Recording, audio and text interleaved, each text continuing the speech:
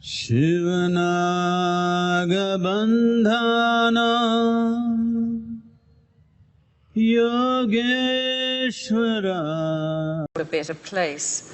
You're in a room full of economists who look at poverty through the lens of numbers, statistics. I always say we can only make a decision if we have a spreadsheet. But can you tell us how you define poverty and what you mean by raising human consciousness and how this can contribute to ending world poverty? Good morning to everyone. I think, Annette, it's best that this much abused word consciousness, we better define that in some sense.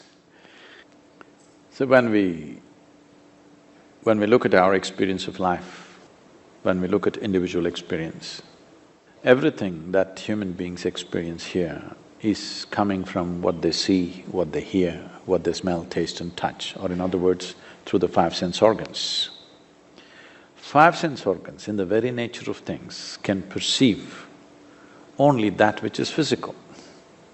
You can see only that which is physical. That which is not physical, you cannot see. Similarly, to touch, smell, hear, everything has to be physical. So what is the basis of physicality? Physicality means a defined boundary. If there is no boundary, there is no possibility of physicality. We can call this a physical body because there's a defined boundary. If there was no definition to this would not be physical. So, everything physical has to have a defined boundary. Entire human experience right now is coming from this defined boundary. Whatever structures you try to create, whatever good intentions you have, once again it ends up as one more boundary, one more division, one more segment in the world, one more caste or creed in its own way. Every one of these things which have become terrible divisions in humanity, I believe they all started with good intention. I don't think they started with a negative intention, but how many divisions have happened, how we have exploited each other. Talking about poverty, do we have the resource? Well, people are… if you look at the numbers, you said without a spreadsheet you can't make decisions. If you look at the spreadsheet of the differentiation between what is poor, what is rich in this world, it's obscene to say the least. I'm saying, people are saying the amount of money spent on pet food in Europe and America is enough to take care of basic health care for the entire humanity. It's obscene to say the least. So, this has happened not with bad intention, this has all happened with good intention. But because human experience is limited to their physical nature, they're trying to think beyond that. But you cannot think beyond your experience. You can think and again you'll end up in another cubicle and another cubicle. So we're talking about consciousness. When we say consciousness, we are talking about a dimension beyond physical nature.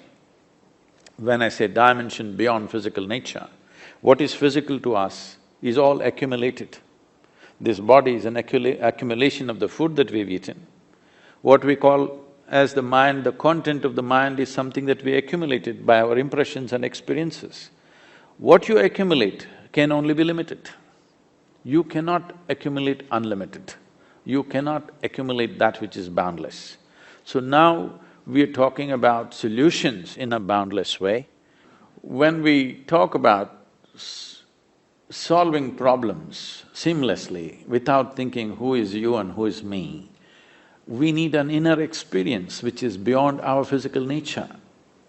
Only then we will identify beyond this, because human mind functions from the identities we have taken.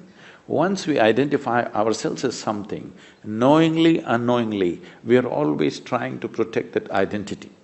So to bring a human being to that dimension of experience, that he or she can function beyond identifications, is what needs to happen.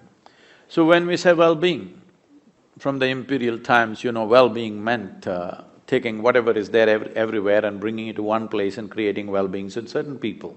We kind of evolved out of that. Now we are saying well-being means this continent or that continent.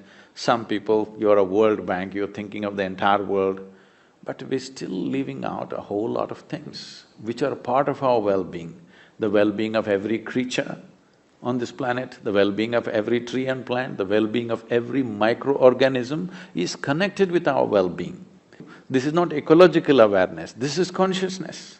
If your experience of life was beyond the limitations of your physicality, you would just know this by experience. When you know this by experience, you don't have to generate intention, you will just do the right thing.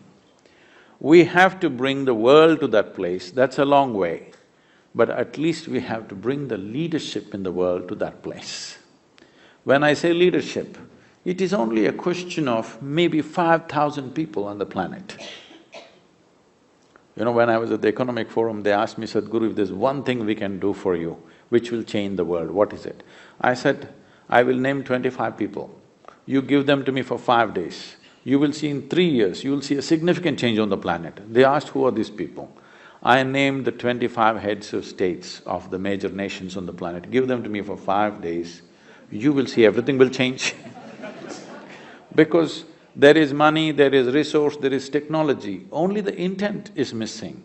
But the intent is missing not because of bad intentions, not because of some evil in their minds. Intent is missing because there is no larger experience within themselves.